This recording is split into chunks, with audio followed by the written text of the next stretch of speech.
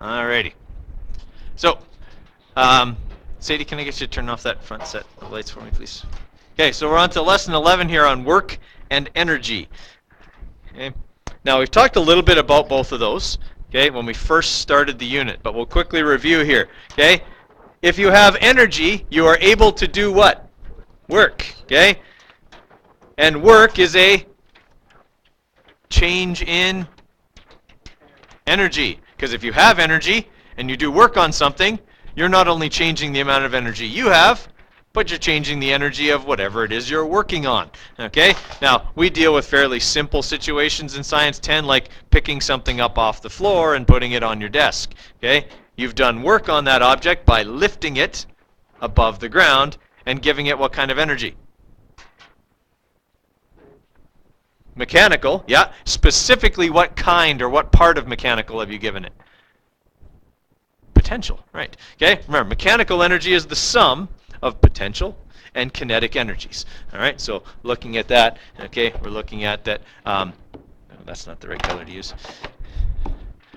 Okay, mechanical energy equals EK plus EP. All right, anytime I do work, I'm going to change the mechanical energy of an object. That means I will either change the potential energy, I'll change the kinetic energy, or maybe both. All right. So for example, I might change both by accelerating something up a hill. Okay? In that way it's going faster, so I'm changing its kinetic energy, and it's getting higher, I'm changing its potential energy. I can change both at the same time. All right? Everybody with me there?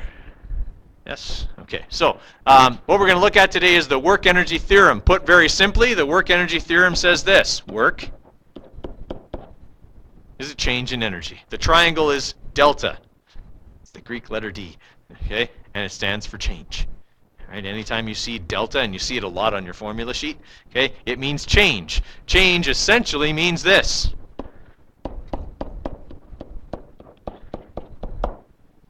final minus initial. Whatever delta is in front of, it's final that minus initial that. Okay? In this case, it's in front of mechanical energy. So we'll be looking at the final mechanical energy minus the initial mechanical energy. Everyone okay with that? That's what work is. Right? Now you probably also, if you're looking at your formula sheet, see that work equals this.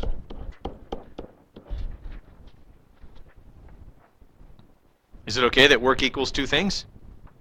Yes, it is. Okay? When you exert a force through a distance, you change the energy of something. All right? For example, we go back to picking something up off the floor. I have to exert a force on it to lift it, and I exert it through the distance of whatever it is from the floor to the table. I set it on the table. Okay? Now I've exerted a force through a distance, and as a result, this has more mechanical energy than it had before. Okay? Everyone with me there? So lots of times, what you're going to do in this unit, okay, in at least this part of this unit, is you're going to have that EF minus EI equals FD. All right, and you'll be solving for some part of that along the way. Okay. All right, so the key things here, work energy theorem. Like we said, that's this. That's the work energy theorem. Work is a change in energy. Okay. So work and energy can be equal, but one cannot exist obviously without the other, because you can't do work if you don't have energy.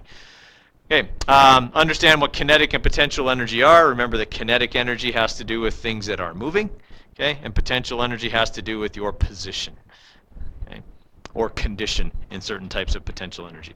Okay, and then understand the relationship between force and work. Well, that's more along this formula. So if I'm looking at that formula, if I exert more force, will I do more work?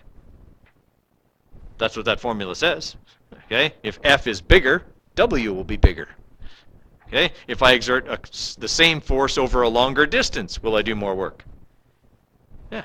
If D gets bigger, W gets bigger. All right? That's the kind of the thing we need to understand there. All right. So, energy, like motion, is a measurable quantity. Okay? Specifically, energy is a measure, like we said, of an object or a system's capacity to do work. Okay? If you're holding a brick in your hand, it has the potential to do work on your toes if you drop it. Okay? How is it going to change the energy of your toes? Yeah, well, change their shape. That counts. Okay? That's work. When you change the shape of something, you've changed it, well, you've changed its energy. Okay? You've done work on it. Not desirable work in that case, okay, but still work. All right? So work is a transfer of energy from one object or system to another. Those two terms are things you absolutely have to know. All right, this picture here, the mousetrap. Anyone ever set a mousetrap before? Okay, you have to be very careful because mousetraps are designed to break bones.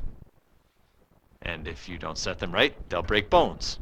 Not the ones you want, okay? Your fingers, notably, okay? Now, if I load, okay, or set this trap, okay? When you buy these traps, they don't look like this, okay? The trigger is here. This is the trigger, okay? This is the locking bar. This is the killing bar. That's what it does. It's aptly named. All right, so what you do is initially the locking bar is kind of just swinging around and the killing bar is over here by the trigger. So you lift the killing bar over this way. What have you done in doing that?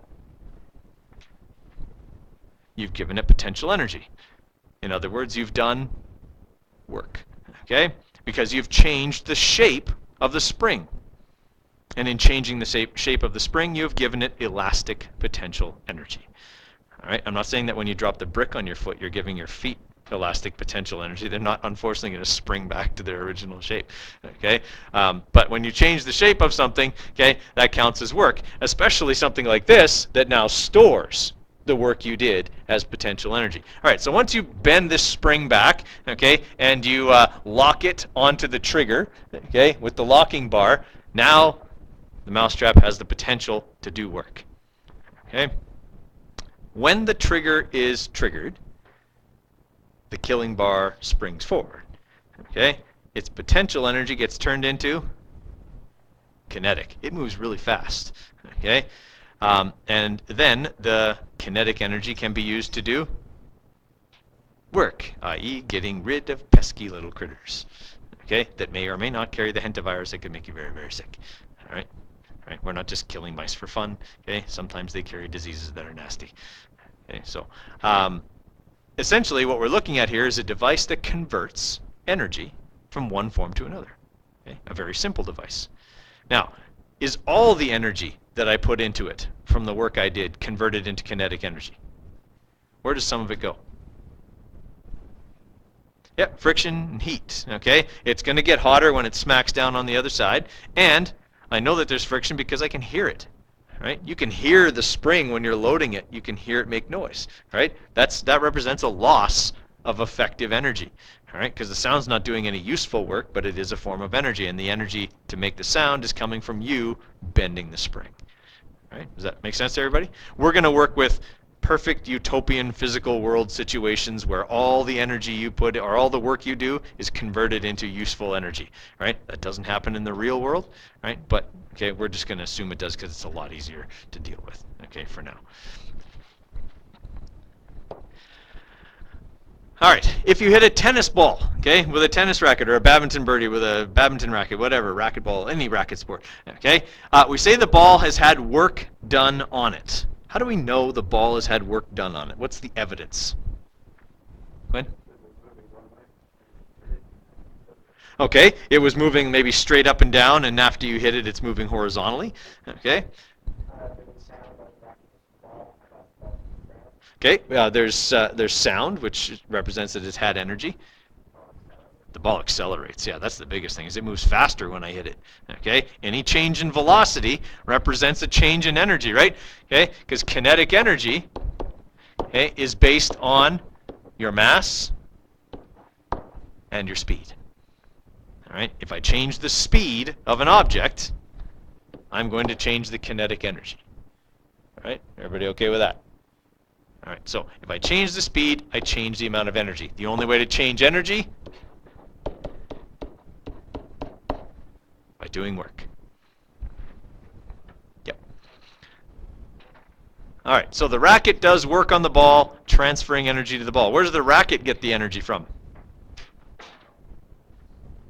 Okay, from the person's muscles, okay, moving it from the person's arm. Where does the person's muscles get the energy from? Okay, where do the contracting cells get energy to contract from? Yeah, from the food you eat. Okay, we're turning. This represents hitting a tennis ball represents several energy conversions. Okay, first off, you've got the chemical energy that's in your food. All right, and it's been processed into glucose, which has been broken down and turned into ATP, which is the fuel that your muscles use to do things. Okay, so the ATP gets converted, okay, into mechanical energy, which allows the cell to change shape. Okay, contracting the muscle, all right, and then that moves your arm. That's another energy conversion. Okay, that moves the racket. That's another energy conversion. Then transfers energy to the tennis ball. Okay, like the world of physics is a really complex place if you stop and think about every little thing that goes on. Okay, that's why physicists seem maybe just a little crazy. Okay, that's why I'm just a little bit crazy, right? Because you can always see, okay, all these little things that are going on. You'll never look at a ball rolling down a hill the same way again. Okay, it just looks different when you understand physics. Okay, it's not just, ooh, it's going faster. There's a whole bunch of other things. I won't get into them because it'll take too long. Okay, but we get the idea here that there's a change in energy because work is being done. All right, now, work is related to the force that is acting on an object. Okay, and we've said that if work is force times distance, the greater the force I apply, the more work I will do. Okay? And that's true as long as the object does what? What does the object have to do? Give me an example.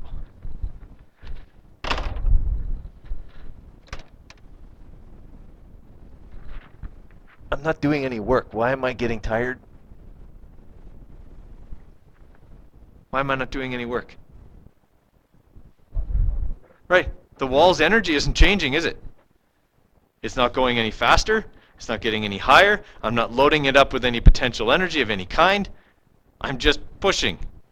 Okay? I'm like Sisyphus, who was sentenced by Zeus to push a rock up a hill for all eternity. I accomplished nothing. Okay? And I get tired. Right? Why do I get tired? I'm not transferring any energy to the wall. Sort of, yeah. Okay. When I push on the wall, what does the wall do? It pushes back. Okay? Now, if the wall pushes back, it's exerting a force on me. Agreed? And does part of me change shape? Yeah, my muscles get shorter. Okay? There's a force being exerted on me over a distance. Okay? I have to brace myself. When I push on the wall, if I don't brace myself, look what happens. That didn't work out so well. Right? I got to brace myself. Well, if I'm bracing myself, okay, there's going to be friction between my feet and the floor. Okay? If I continue to push, I'd probably get hot and sweaty. Right? I'm turning mechanical energy into thermal energy. It's all going somewhere, right? Okay? It's just not going where I want it, to the wall. All right? I'm not doing any work on the wall. Doesn't mean I'm not doing any work. Okay? I'm doing some work on the system, okay, the room, everything else. I'm just not doing any work on the wall. Okay? Everyone sort of with me there? Okay. All right.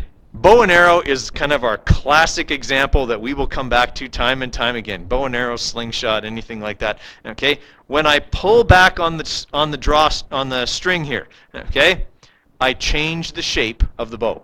The whole reason a bow and arrow works is because you use a material, either wood or whatever, or composite materials, okay, that want to return to their original shape. So when I draw back the bow, I pull the ends of the bow closer together. Okay? And I load the bow with elastic potential energy. All right? And why does it have elastic potential energy? Because I've exerted a force through a distance. Okay? Force times distance will give me how much energy is in the bow. When I release the bow, okay, there'll be an arrow in it because you're not supposed to dry fire a bow. It's not good for it. Okay? If I release the bow and there's an arrow in it, where does all the work I did go? To the arrow. Okay? It'll become kinetic energy for the arrow.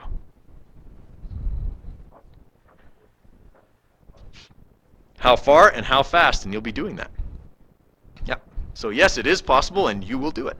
Okay? You will calculate how fast an arrow would leave a bow. Okay? If you fired it straight up in the air, you'd be able to calculate how high it would go. Okay? Things like that. Quinn, you had a question? No? Yep. All right. So you don't stretch the string. You change the shape of the bow. Okay? You do work. You change the energy of the bow. The bow does the exact opposite when you release it. It exerts a force on the arrow through the same distance. Same force, too. Okay? Same force, same distance. Boom. Arrow leaves the bow. All right? So what we'd be looking at here, if, for example, we wanted to figure out how fast the arrow would be going, okay, we would say that force times distance equals the change in kinetic energy of the arrow. All right? Because that's what we're changing about the arrow. We're changing the potential energy of the bow, but we want to find out how fast the arrow is going to go. How much kinetic energy does the arrow have when the bow is drawn? How much kinetic energy does it have? None, because it isn't moving. V is 0, right? Okay, so delta EK means the change in EK. That means final EK minus initial EK. And this number, we've already said, is 0. All right, so that means I can just get rid of it then. Okay, I don't need to subtract 0. Right? So force times distance equals the kinetic energy, which means force times distance equals 1/2 mv squared. That's the formula for kinetic energy. We'll talk about that in a minute. All right? Would I be able to solve for v? Okay. How would I get v by itself? What do I need to move?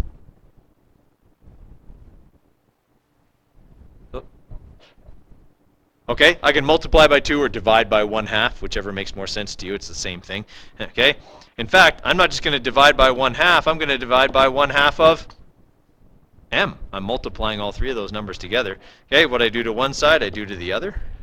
All right, so these are gone. So force times distance over 1/2 of m equals v squared. Do I want v to be squared, or do I want it to be normal? Normal. So how do I get rid of the square? Square root. Okay, now I can solve for v. Okay, and I'd be able to figure out how fast the arrow is going, provided I knew what the force was and what the distance was. They didn't give me those numbers here. Okay, but that's how I would do it.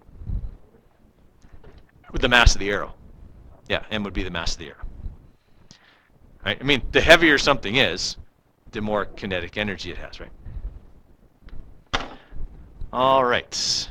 Okay, and that's what it says here. Mass also affects the amount of work done. More massive object requires more energy to get it to the same speed. Right? That's why, typically, if you had, let's say, 2 vehicles that had the same amount of power, let's say one's a small sports car and one's a pickup truck, which one's going to get to 100 kilometers an hour faster? The small car or the pickup truck, if they have the same amount of power?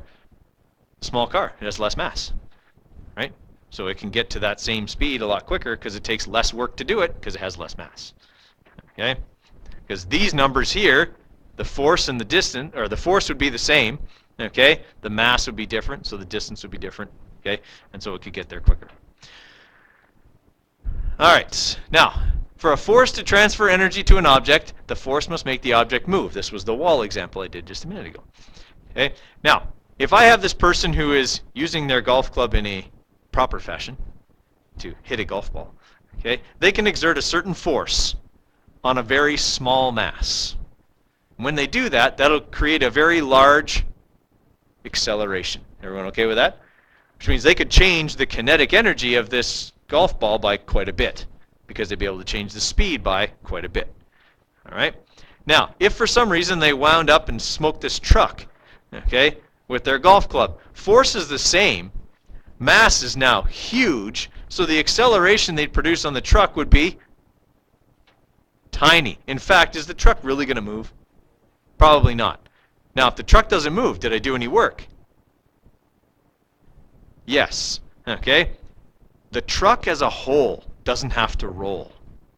But if I'm standing in front of the truck when he does this with my hand on the hood, will I know when he hits the truck? Not only because I would hear the sound, but because I'd feel the vibration. He didn't make the truck move all at once, but he made every single particle in the truck move because they vibrated. Okay, that still counts as work. There's probably going to be a dent in the back of the truck. Okay, that's a change in shape. That counts. That's work. Okay, he's done work. There's evidence of that. Energy was transferred, just not the way we maybe would have envisioned it. Okay? You're not going to wind up and hit a truck with a golf club and make it roll away. All right? It's just not going to happen. All right? I mean, unless you had the truck on a perfectly frictionless surface.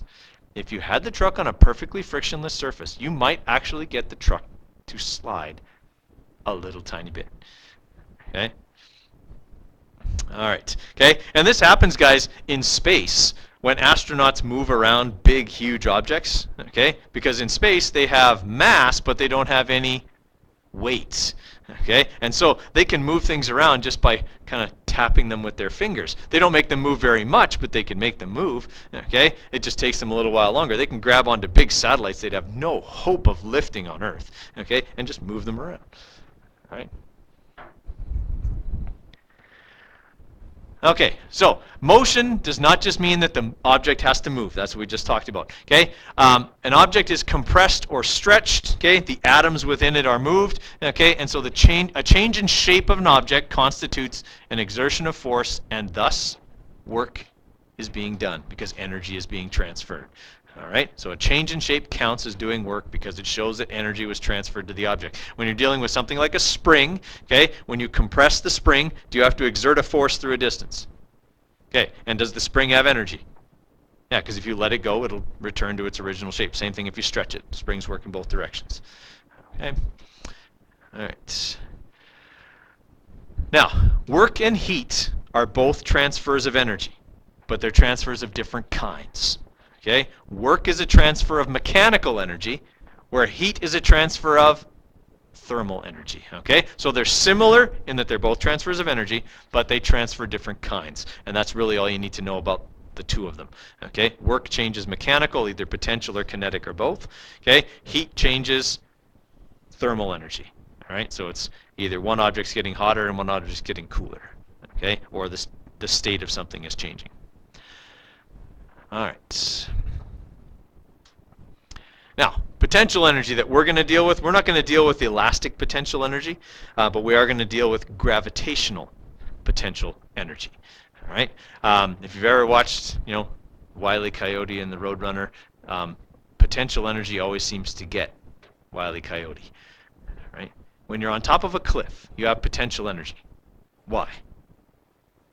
You could fall. Okay. If you fall, what's going to happen to your speed? It'll increase, right? Because you will accelerate. Okay, so potential energy is affected by three things. Mass, because all energy is affected by mass. Okay, the acceleration due to gravity, that's what little g is, okay? And the value for little g on Earth is 9.81 meters per second squared, okay? And h is the height.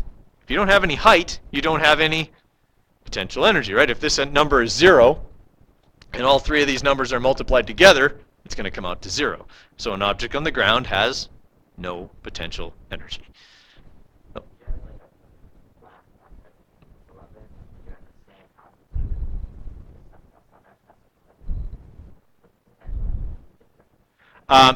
Potential energy is dependent on where the height is measured from. Right.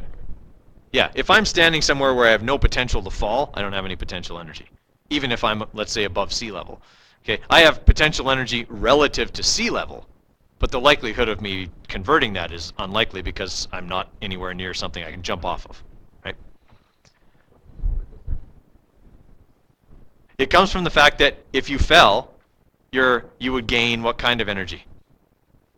Kinetic. Your potential would get turned into kinetic because you would accelerate and your velocity would increase.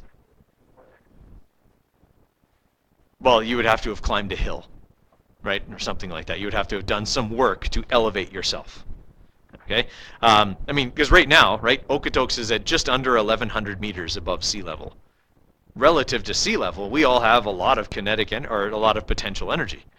There's just we're nowhere near anywhere where we can, make that change. I mean, we go to the hill here and go down the hill. Sure, we can go down the hill. We're not going to get to sea level because the Sheep River isn't at sea level. Okay, but relative to the Sheep River, we also have potential energy, right? If we go out here, We could coast all the way to the river, right? If you had a skateboard. I'm assuming you wouldn't. I mean, if the road was clear, you'd probably be able to go all the way down that hill, right? Without pushing. Okay? Agreed? Because you have potential energy. And as you go down the hill, you have less potential, but you have more kinetic. Okay? Your total mechanical energy stays the same. Okay. Now, looking at that formula again, though. Mass affects the amount of potential energy you have. So if I have two objects being held out of a window, a feather and a bowling ball, which one has more potential energy?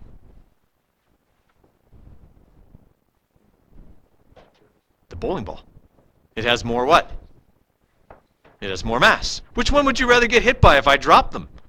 The feather, yeah, because it won't have the same ability to do work. It doesn't have as much potential energy because it's not very heavy. Okay? The bowling ball, on the other hand, that could kill you.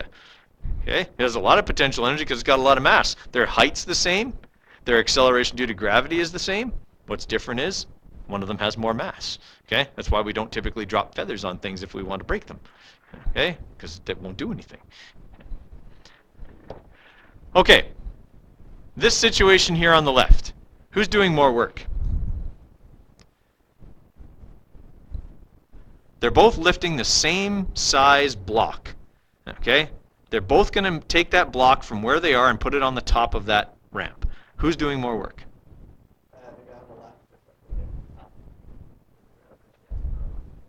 Nope. They're the same. They do the same amount of work because the blocks are the same size, and when they get to the top of the ramp, they both have the same amount of potential energy. Their mass is the same, the acceleration due to gravity is the same, and they'll be the same distance above the ground. Okay? Now, people are going, that just doesn't seem right to me. Okay? But think about this. Work is force times distance. Okay? Who has to go further? The person pushing up the ramp. They've got to push further. Okay? But do they have to push as hard? Yeah. See, this person exerts less force over a greater distance. This person exerts more force over a shorter distance. Ends up being the same amount of work. Okay? Ramps are the simplest machine. They make work easier. They don't make less work. Okay? A ramp allows you to move things you could not lift to a certain height because the ramp supports part of their weight. Okay? So you don't have to exert as much force, but you have to exert that force over a greater distance. We're assuming it's a perfectly frictionless ramp. Yeah, we would have to do that. We would have to make that assumption. Yeah. Okay? I mean, guys, this is, how the Egyptians built the pyramids. They didn't have aliens helping them. Okay? They built the pyramids by making huge ramps out of sand. Okay? They had lots of sand. Okay? And if you have millions of slaves, okay, you can tie them all to the rock, and if you make the ramp long enough, they can pull the rock up the ramp. Okay? Because if the ramp is really, really long, the ramp won't be very steep. Okay? I mean, when you do the math, by the time they were at the top of the pyramids, the ramps were like 2 miles long. Okay? But when you got millions of slaves and nothing better to do than watch them pull rocks up the hill, okay, it works. I'm not saying that's right. Okay? It's not. All right. Okay. Now, looking at this situation here on the right, okay, I've got this pulley here. If I lift this 5 kilogram mass up, okay, by pulling on the square mass here, the 3 kilogram mass, so I pull it back, it lifts this mass up. Have I done work? Yeah, because I've exerted a force through a distance. Okay, everyone okay with that? All right. How much potential energy is in this system when I've done that?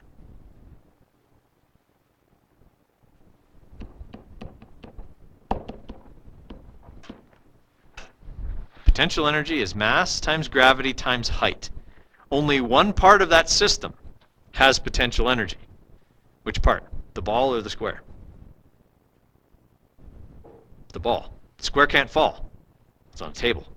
Okay, has no potential energy, but the ball does, because if I let go of it, the ball it'll drop. What'll happen to the square then?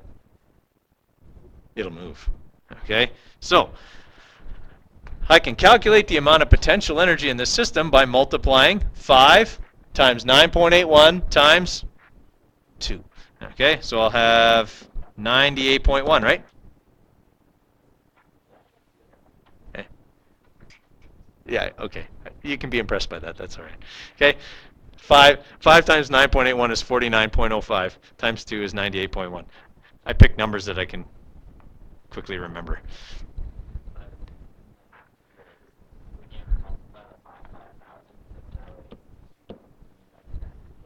No, I don't need grams. I need kilograms. Okay, a Newton is a kilogram meter per second squared. Yeah, so I need it in kilograms actually. Okay, here's a way to remember that. In chemistry, they deal with small things like atoms, so they use grams. In physics, we go big. We use kilograms in physics. Okay, all right. So there's 98.1 joules of potential energy in this system. Okay, once the system gets moving, are both parts going to be moving? They are. Okay, so would I be able to calculate how fast the system would go? I mean, well, let's look at this. Will these two things move at the same speed or different speeds? Same speed. They have to. They're connected. Okay. If they move at different speeds, I don't know how they would do that. The rope breaks maybe. Okay. Then they're not a system anymore because they're not connected. Okay. So they'll move at the same speed. Well, I'd be able to calculate that by calculating the kinetic energy of the system. The only thing that would change would be now it's not 5 kilograms. Now it's 8 because the whole system's moving. Okay. Everyone follow me on that? Okay. This thing wouldn't fall the same way it would fall if it wasn't connected, right? Would it fall faster if it wasn't connected to the block? It sure would, okay? Because it doesn't have to pull the block. All right, so that's just showing us converting potential energy into kinetic energy, all right? And also doing some work on another part of the system. Okay, so gravitational potential energy, like we said, is m times g times h, mass. Okay, so EP is gravitational potential energy in joules. Okay, m is the object's mass in kilograms, always got to be in kilograms. G is the acceleration due to gravity, and I don't think we'll do any problems on other planets, so it'll always be 9.81. Okay, and h is the object's height above the ground in meters. Okay, we will leave it at that, and we will talk about kinetic energy tomorrow. You will have a quiz tomorrow. I will post it later on today. Okay, probably one graphing, one acceleration problem.